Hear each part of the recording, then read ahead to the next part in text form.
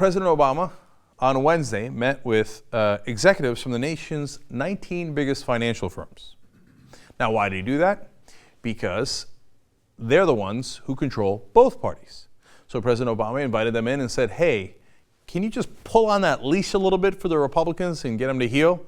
And they said, well, we don't want a government shutdown. That hurts business. We certainly don't want to mess with the debt ceiling. That could be devastating to Wall Street. So they're like, believe me, we're going to try to pull on that leash a little bit. So now, Chamber of Commerce, Wall Street CEOs, Business Roundtable, all saying, we don't want a government shutdown. We don't want this to continue. This is nonsense. So tick-tock, tick-tock, the Republicans are on the clock. So yes, they still have some very wealthy donors like the Koch brothers, et cetera, that encourage their Tea Party antics.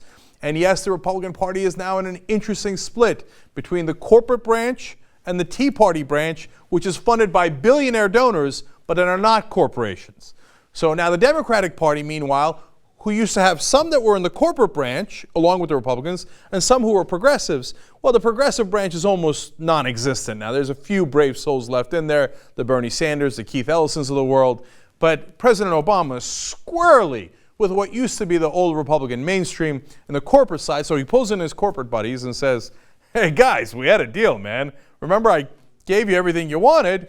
Now you got to make sure that these guys don't go crazy, and they're going to try. So here's a report on how that's going.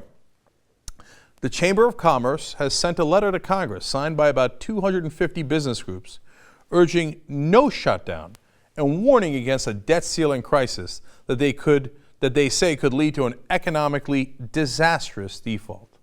In other words, heal.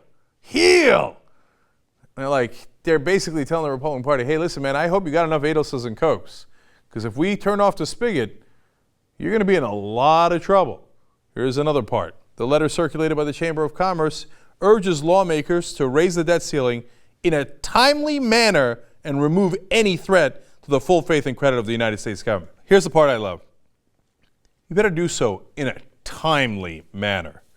They're not messing around here. Now, Richard Engel, who's the head of the Business Roundtable, John Engel. Richard Engel's a wonderful reporter for NBC News. Okay, one of the few they have. Anyway, now John Engler, who's the head of the Business Roundtable and a former Republican governor of Michigan, says, there's an element of the more independent Tea Party coalition Republicans that frankly don't listen to very many people. He doesn't say that in a friendly way. He says that you want that Business Roundtable money to keep, raining on you. This is not the way to do it, okay?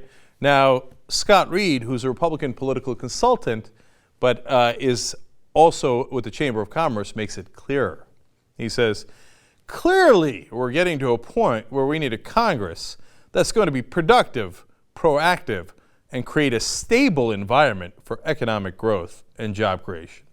Now, if you're not familiar with politics, you might think, no, that was a simple, statement saying, hey, we just need a stable environment for business.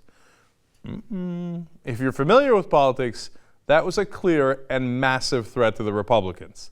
Listen, bitches, we've been funding you all these decades. Now, look, Obama's super friendly to us.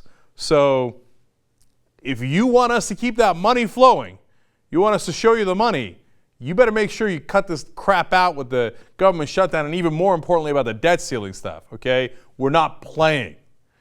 Now, if enough of these threats come in, as they have, it's only a matter of time before the Republicans do what they get paid to do, which is to follow the orders of the Chamber of Commerce.